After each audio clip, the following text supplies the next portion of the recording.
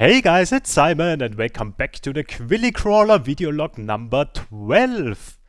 What happened this week? This week I worked actually on two different things on the project. So first I found out that there is a Gradle 7 now available, and they now introduced something where you can define versions at a single place.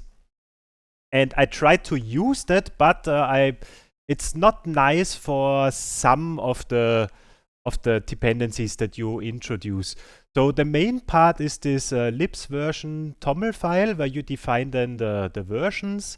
Then you can also define libraries, so the module itself and the version which is then referenced from above. And what I find pretty cool, you can also define bundles with a specific name, which is then a bundle of dependencies. So if I introduce that dependency in the project, then I automatically include those three libraries and don't need to mention that in three separate lines. So that is quite nice, but I did not merge it yet because there is one downside to it, which comes when you have classifiers in the version. So in the normal build Gradle file, where for the GDX platform and Box2D platform, at the end you have this natives desktop classifier, and there currently it looks like there is no nice syntax for that. I asked a guy for help, and seems like the current version which would work is like this, where you then have the libraries from the file, then GDX platform, but then you also need to define this artifact where you need to specify the classifier, and that is a lot more verbose in my opinion than the other version.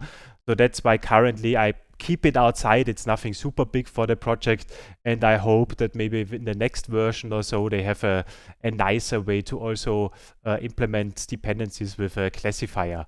Let's see. And yeah, the important part that happened this week is the combat system. So there I worked a little bit on that. And currently, what can you now do? So when you go close to an enemy and you interact with it, then you get to the combat screen. I explained that in a moment. So current is just a player combat entity and an enemy, one single enemy. There's nothing happening, just locking in the background. That one I also explain in a moment. And currently with escape, you simply escape the combat and go back to the game screen. So the idea would be you interact with an enemy, then the combat is happening, most likely round-based. And when you are finished, you go back, and either the enemy gets defeated, then the sprite here or the entity disappears, or the player gets defeated, then you are game over. That would be the idea. And thanks to,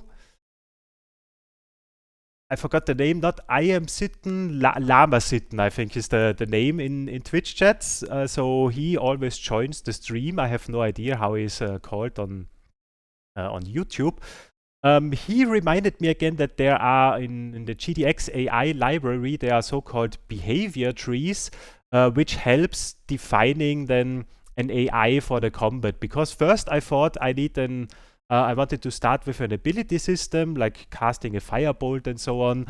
But then I thought actually a step before, I need to make a decision what is actually an order that you can have in combat. And an order for me would be you either attack, you cast a spell, you use an item, you maybe defend, or you flee away from the combat. And that is the thing that I need before I can even introduce an ability system. And for that, I'm now using the behavior trees. I just started with that today, so totally not an expert there yet. But it helps with defining an AI so that the enemies also act a little bit differently from fight to fight, and that they are not that stupid. And how does it work on a very high level? So you can define in the so-called .tree file. I think not sure if the file ending is important, but I just named that .tree. Then you define tasks. I come to that in a moment at the end. So we have an attack task and a defend task, and then you define the behavior tree. So a tree always has a root element. Then below we have a selector, which means it selects one of the children below. So whenever there is this intent, it means that those are the children. So the root element has a selector child, and the selector child has then two other childs. One is this attack stuff and one is the defense stuff. And what does it do? So this is a special thing. So this is a so-called guard, meaning that if a random number between 0 and 1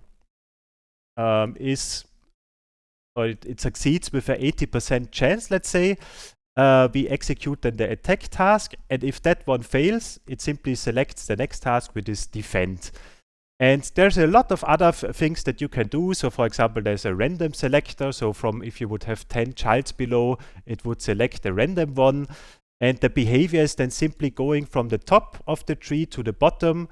There could also be conditions in there. So for example, imagine one thing could be here, if I'm damaged, so I don't have maximum HP, then as another check, maybe, do I have a healing spell? If yes, cast a healing spell. If no, do I have a healing item? If yes, use a healing item. If no, do something else.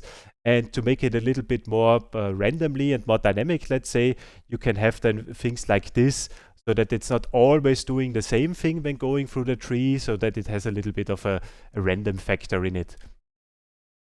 Then we have the combat screen itself. So currently really just a basic draft. And what I'm doing here, I create actually a new engine. So first I thought that I reuse the engine that we have in the game screen, and also I reuse the entities from the original screen. But this has some problems, and that's why I'm treating it separately. Because imagine if I'm like this here, and now in the combat, first of all, the player would not be at that position anymore. So I move it somewhere differently. Also could be that the combat graphic itself is a different one in the final game. So there I would need to modify the original entity somehow. And that could have some negative side effects on the original game. Also an enemy, so here it's just one entity, but in the combat itself, it could be, for example, 4 different enemies or 6 different enemies. So it's anyway new entities that I need for the combat. So that's why I don't reuse them, I just create a new one. And also our current engine in the game already has a lot of systems, and I don't need most of them, so I only need a very small subset for the combat system. So I could either deactivate all those which I don't need and activate them again when I move away from the combat system, but that also did not feel right somehow.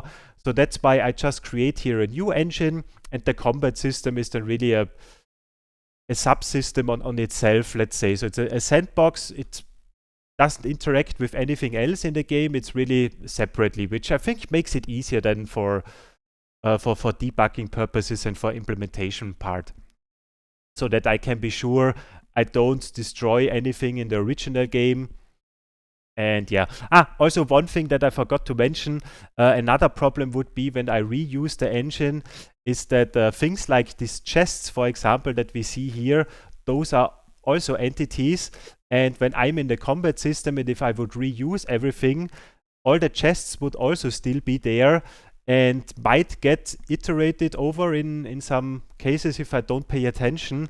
And for sure, I don't want that. In the combat system, I really want to focus on the combat itself, and I don't want to do anything with other entities. So that's why it's separated. And yeah, so currently there's not a lot of things in it. So just I created a dummy player entity for combat, let's say, and also a real enemy. There I use this tree file path, so the file that we saw before. And then in the combat system itself, there we create this behavior tree, which is a GDX AI class, reading from that file that we pass in. And yeah, with that we can then step this tree, which means, so if there is currently a task running, like for example the attack task, then it will simply execute it again and again until it's finished. And once it's finished, then it just starts again from the top of the tree and makes another decision and picks another task that it should do. And the task itself, so for example, an attack task looks like this. So it should be a leaf task, so the bottom of the tree, let's say, the last element of a tree. This is then where the real logic is happening. So maybe coming back to the tree. So it goes through all the different nodes until it comes to a leaf, which is the bottom of the tree. And in that, it's a so-called leaf task. And that one contains then some logic that should then happen. And in our case, for example, in the attack task, it's simply when we start with that, we set the animation to run. We play it only once. And in the execute method, which is the one which is called then per frame, if the animation is finished, then we succeeded with this task. So we can go to another task. And if not, we just return that it's still running and needs to be called again in the next frame. And currently, when I just print out some debug messages in the console, so when we interact here, you see for 2 seconds he's always defending. So this is when the defending thing, spamming, is happening. And 80% of the cases it's attacking, so where it plays this run animation at the moment. And when it switches, it stops again defending for those 2 seconds as mentioned. And currently it's looping through that. So it's always switching between attacking and defending. This is where I'm currently at. And yeah, so I'm quite happy with that. Also, thank you again to Lamas Hidden for the hints and for the advice to go for that. I think it's a good approach and also interesting for me. It's something completely new. And yeah, and the next week I will work on that some more. So I will make it more interesting. Also, I will introduce then something also for the player, because currently there's only the single monster which is always doing something, and I want to make then a round-based system so that all the entities in combat, they have one specific order per turn, and then they execute that, and then we wait for the next round. This is what I want to work on the next week. Okay, that's it for the update. Thanks again for watching. Have a nice Sunday as always, and have a nice week. Bye bye.